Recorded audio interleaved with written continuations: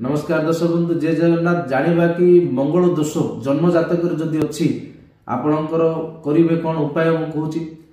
दर्शक बंधु, जो मानक जन्म जातक मंगल दोष अच्छी आपण मंगल दोष थिबा जन्म जातक व्यक्ति विशेष को जदि विवाह करुचंती ताहाले दोषटी खंडन होता है। धरि नियंतु आपणक जदि पुअर मंगल दोष अच्छी जन्म जातक जदि मंगल दोष थिबा एक कन्या को जदि झील को बाहा हुए ताहाले मंगल दोष खंडन हुए से जगह एपरी परिस्थिति रे आपनकर कोनोसी प्रतिकार आवश्यकता नै।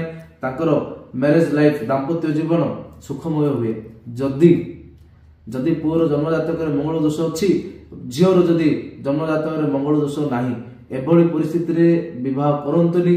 एभली परिस्थिति रे जदि विवाह करूचंती विवाह विच्छेद हेबार संभावना अधिक थाए एवं एपरी जन्म व्यक्ति विशेष माने बाहा तो हो जिवे सत तांकर दाम्पत्य जीवन आगु को जीवनी अधारू ब्रेक हो अधारू डिवोर्स हो।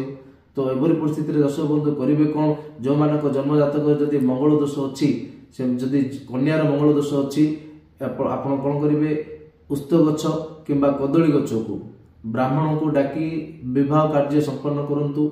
विवाह हो सारा परे से गछटी को आनिकी आपण घरे रखंतु। से गछ मरी सारा परे आपण विवाह करि परिबे, जहा फल आपणकर दोषर बहुत परिमाण रे आपणकर दोष खंडन होबो। जदि पुअर जन्म जातक मंगल दोष अच्छी से भली रूपे उस्त गछ को बाहा हेकी आपण घरे आनिकी लगांतु।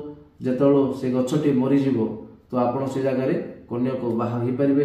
एभली रूपे बहुत पुरातन समय दर्शक बंधु एही सब उपचार प्रतिकार करिके आसीचंती। लोक माने सफल मध्ये होइचंती।